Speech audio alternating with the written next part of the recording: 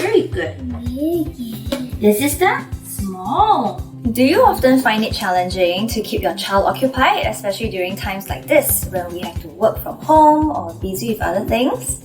It must be very difficult to be working and at the same time making sure that they are engaged appropriately and safely at home.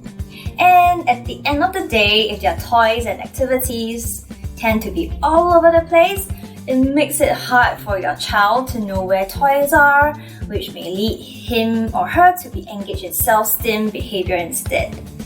So it is important for our children to be engaged meaningfully instead of engaging in inappropriate behavior for a long period of time.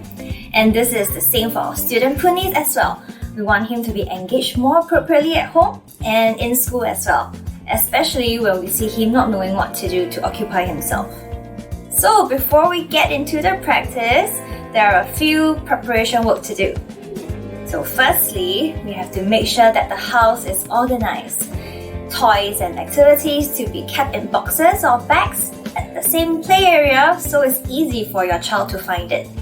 This is because if it is so tedious and so difficult to search and look for activities to play with, then they may then resort to inappropriate self-stimulatory behavior instead. So it is important to keep their play area clear and fixed, always around the same area and easy to get.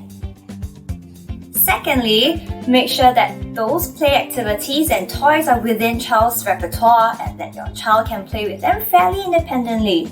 This is to ensure that your child can be occupied on his own rather than still needing the constant supervision. To make it even more motivating for your child, the activities or toys should include your child's interests so that your child will want to be engaged on his own for a longer period of time. Letter T, you got letter T. Also, we don't want the activities to be too long or too tedious for our children to be engaged in, and this is to avoid them from going off task or to find it aversive. So one way we can adjust is to divide the activities into smaller parts. For example, if there are 10 puzzles per set, we can divide them into 2 to 3 sets per box or per bag. Or if there are too many pages of colorings to do, we can separate them into 1 to 2 sheets per folder. Or to put just a few pieces of beads in the bag for them to string it up and so on.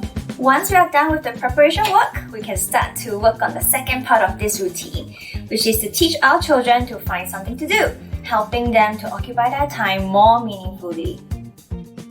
Let me know when you're done with the preparation and stay tuned for the second part of this program.